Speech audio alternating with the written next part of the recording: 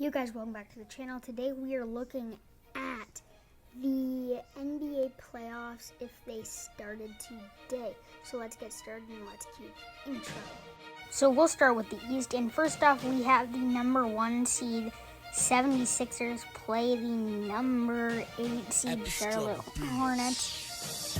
And this is a very interesting series because we have the alpha dog of the Philadelphia 76ers, which is obviously Joel Embiid, and we have a bunch of players from the Hornets, and Hayward, Ball, Rozier, and Graham. But in the end, I think the 76ers just have a more experienced roster, and they are just more tied together. They have better chemistry. So I say Philly wins in 6 games and moves on to the second round. So then we have the 2 seed Brooklyn Nets and the 7 seed Miami Heat. And this series might not be as easy for the Nets as you think, because you have one of the best rim protectors in the NBA for Miami, which is Bam Adebayo. Obviously, Jimmy Butler has been in and out of the lineup this year injured. So Brooklyn obviously has the team they have, their little super team. But I think just because of the dominance of Bam Adebayo on the glass and also on the defensive end as well, defensively this Miami Heat team is really, really good. And Brooklyn might have a better offense than the Heat do with the defense, but we saw it 2 nights ago where Miami just hounded them down the stretch on D. But I'm still going to say the Nets will overpower the Heat here.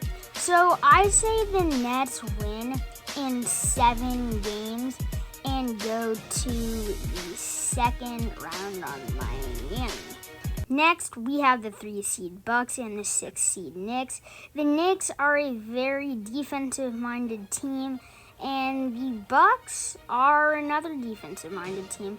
So this will be a defensive battle for the ages in the playoffs. You have Giannis versus Julius Randle, which will be a very scary and exciting matchup to watch. It's going to come down to Julius Randle or Giannis, who can carry their team, but in the end that will probably be Giannis.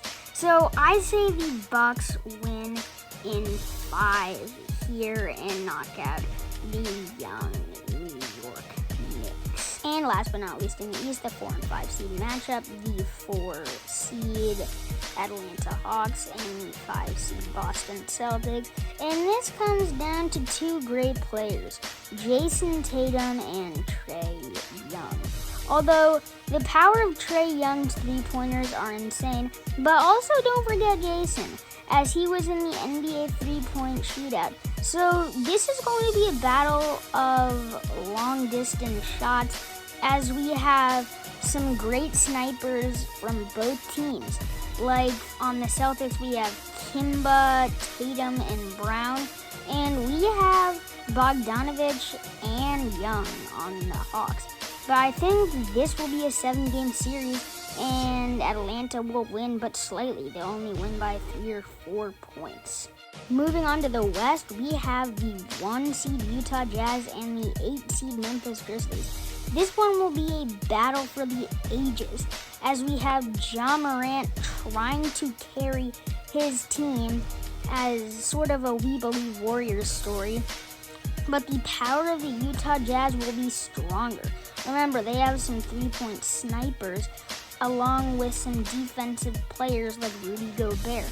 Donovan Mitchell will lock down Ja Morant as he is more experienced, and this will culminate in a 4-game sweep that Utah will win on the Memphis Grizzlies. But wait, this is an interesting one because we have the 2 seed Suns and the 7 seed Mavericks. And this one will be very fun if it does happen because, yup, you guessed it, Luka Doncic versus Devin Booker.